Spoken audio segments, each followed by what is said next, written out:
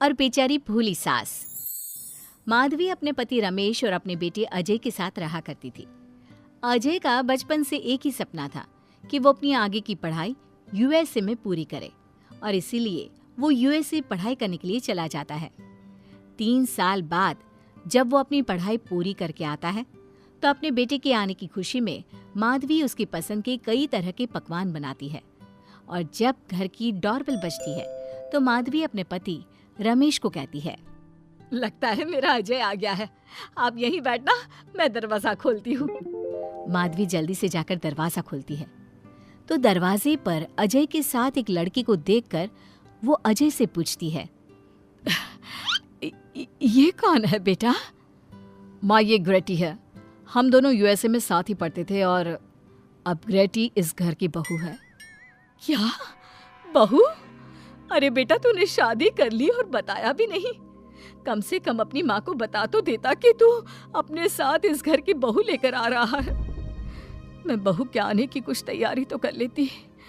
कोई बात नहीं बहू, यही रुक, मैं अभी तेरे लिए पूजा की थाल लेकर आती हूँ। मॉम, आप अपनी ये फॉर्मेलिटीज बाद में पूरी कर लेना। I'm so tired right now. आजा डार्लिंग, अपना रूम। नहीं बहू, तुम पहले आराम कर लो, तब तक मैं तुम्हारे लिए चाय बना कर लाती हूँ। ग्रेटी अपनी सास की किसी भी बात का कोई जवाब नहीं देती और अपने रूम में जाकर सो जाती है। कुछ देर बाद माधवी अपने बहू बेटे के लिए चाय नाश्ता लेकर उनके कमरे में जाती है, जहाँ ग्रेटी अपनी सास से कहती है, हाँ चाय, आ चाय। क्या हुआ ग्रेटी? अपनी मॉम को बोलो कि अब ये जब भी हमारे कमरे में आए तो नॉक करके आए। आपसे मैं ऐसा ही करूंगी बहू। वो तो आज ही तुम दोनों आए हो तो मुझे लगा थक गए होंगे, इसलिए जल्दी जल्दी मैं ऐसे ही चाय नाश्ता लेकर आ गई।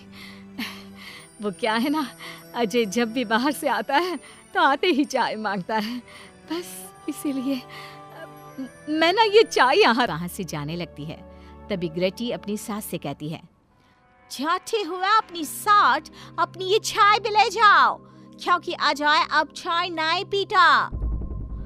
हाँ माँ, जब से मैं यूएसए गया हूँ तब से मैंने चाय पीनी छोड़ दी है। अब एक काम करो, हम दोनों के लिए कॉफी ले आओ, मैं सच में बहुत ज्यादा थक गई हूँ। अरे ठीक है, ला देती हूँ। अच्छा बेटा, तुम्हारे मम्मी पापा इंडियन है या फिर वही अंग्रेजी है? मेरे मम्मी पापा इंडियन हैं, पर मैं शुरू से यूएसए में रही हूँ, इसलिए मैं खुद को अंग्रेज़ी मानती हूँ। वैसे अब जल्दी से जाकर मेरे लिए कॉफी लेकर आओ और मेरे बारे में इतना ज्यादा इंक्वायरी करने का जरूरत नहीं है। अरे हाँ हाँ, अभी लाती हूँ। वैसे बहू, मैं तुम्हें ना इंडिया के सारे तौर तरीके सिखा दूंगी। अरे क्या हुआ, तुम्हारी परवरिश अगर यूएसए में हुई है तो इंडियन ही ना।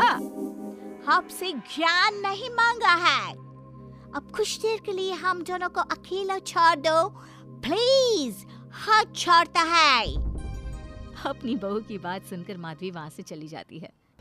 माधवी का उतरा हुआ चेहरा देखकर रमेश माधवी से कहता है, हमने इस नालायक को बाहर पढ़ने के लिए भेजा था और इसने क्या किया, बाहर से अंग्रेजन बहू उठाकर ले आया। माधवी, तुम बहुत भोली हो, पर मैं नहीं। ये लड़की हमारा घर तोड़ देगी, हमसे हमारे अजय को दूर कर देगी। देखा, आते ही कैसे रोब झाड़ रही है, जैसे तुम इस घर की नौकरानी हो।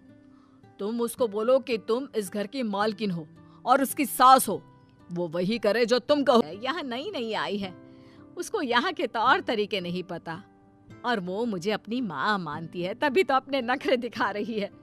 वैसे भी ना बहू बेटी दोनों बराबर ही होती हैं। माधवी, कौन सी बेटी अपनी माँ से ऐसे बात करती है जैसे तुम्हारी बहू कर रही है? मैं बस तुम्हारे कहने पर चुप हूँ, वरना मैं अपने बहू बेटों को आज ही घर से निकाल देता। ये कहकर रमेश वहां से चला जाता है। ऐसे ही कुछ दिन बीत जाते हैं और ग्रेटी अपनी बेचारी भोली भाली सास पर अत्याचार करती रहती है। ग्रेटी अपना सारा काम अपनी सास से करवाती और उसी को भला बुरा सुनाती। ऐसे ही एक दिन माधवी कपड़े धो रही होती है और ग्रेटी माधवी को सताने के लिए अपने सारे कपड़े लाकर उसे देती है और कहती है, मॉम्स, ये मेरे कुछ कपड़े हैं, जरा इन्हें भी धो दो। इतना बोलकर ग्रेटी तैयार होकर घर से जाने लगती है। तभी माधवी उससे कहती है, बहू, आज तुम्हारे ससुर के दोस्त के घर में एक छोटी सी पार्टी है। उन्होंने सह परिवार बुलाया है। मैं चाहती हूँ कि तुम और अजय भी आज हमारे साथ वहाँ चलो, और आज ना साड़ी पहनना। मॉम, अभी मैं क्लब जा रही हूँ। रात को मुझे टाइम मिलेगा तो आपके साथ चली जाऊंगी, पर साड़ी बारी नहीं पहनूंगी। ये कहकर ग्रेटी वहां से चली जाती है। शाम हो जाती है। सब ग्रेटी के घर आने का इंतजार करते हैं और इस वजह से कोई भी पार्टी में नहीं जा पाता। इंतजार करते करते रात के 12 बज जाते हैं। 12 बजे रात को ग्रेटी नशे की हालत में जख्मी घर आती है। अपनी बहू के सर और हाथ पर लगी चोट देखकर माधवी परेशान हो जाती है और जल्दी से फर्स्ट एड का बॉक्स लाकर अपनी बहू के सर पर पट्टी करती है। एक माँ की तरह प्यार करते हुए वो अपनी बहू से कहती है, बहू, तुझे चोट कैसे लग गई बेटा? मैं घर आ रही थी, एक बाइक वाले से मेरी टक्कर हो गई। कोई बात नहीं बेटा, कल सुबह होते ही तुझे अपने फैमिली डॉक्टर के पास ले जाऊंगी। अच्छा, अब तू ना आराम कर, मैं तेरे लिए अभी हल्दी वाला दूध लेकर आती हूँ। माधवी, मैंने तुम्हें पहले ही समझाया था, ये अंग्रेजन सारे मोहल्ले में हमारी नाक कट गई है। आज सब हम पर हंसते हैं और ये सब कुछ तुम्हारी वजह से हुआ है, तुम्हारी छूट की वजह से हुआ है। ये कहकर रमेश अपने रूम में चला जाता है, पर माधवी अपनी बहू की पट्टी करके उसे उसके कमरे में जाकर सुला देती है। अगले दिन माधवी ग्रेटी को लेकर अपने फैमिली डॉक्टर के पास जाती है, जहां ग्रेटी देखती है कि उस डॉक्टर की बहू ने साड़ी पहनी है और एक संस्कारी बहू की तरह घर में पूजा पाठ करके अपने सास ससुर के पैर छूकर उनका सुबह सुबह आशीर्वाद लेती है। डॉक्टर की बहू को देखकर ग्रेटी को अपना बर्ताव याद आता है और उसे एहसास होता है कि वो अपनी भोली और मासूम सास के ऊपर कितना अत्याचार करती है, पर फिर भी माधवी सबसे लड़कर हमेशा उसका साथ देती है।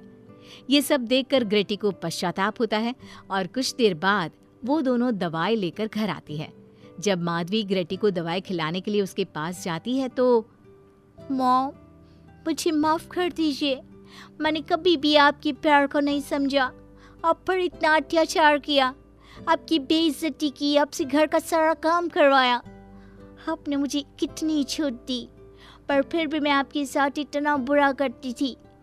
और आज जब मैं नशे की हालत में चोट खाकर घर आई तो भी आपने मुझसे कोई सवाल नहीं किया, उल्टा आपने मेरा साथ दिया, मेरी सेवा की।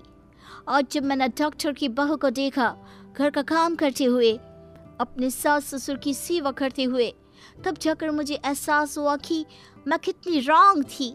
एक इंडियन होकर भी एक बहू के कर्तव्य से दूर रही और आपके ऊपर अपनी अंग्रेजी का रौब झाड़ती रही।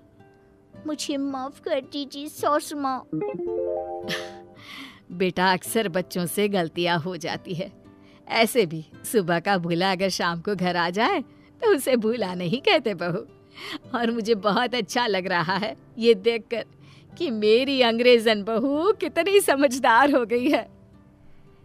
जिसके बाद माधवी और ग्रेटी एक दूसरे को गले लगा लेती है और उसके बाद से ग्रेटी एक संस्कारी बहू की तरह रहती है और अपनी सास को किसी भी शिकायत का मौका नहीं देती।